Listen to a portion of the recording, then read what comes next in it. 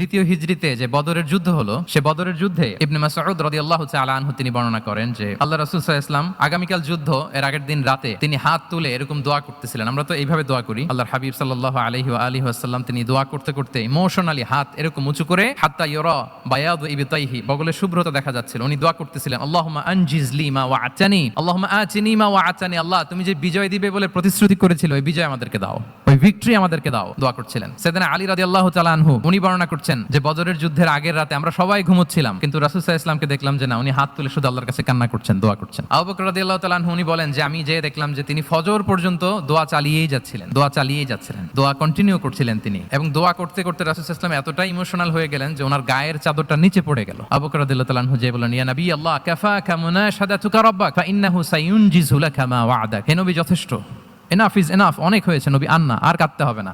আপনার রব আপনাকে ভিক্টরি বা বিজয় দান করবে ইনশাআল্লাহ।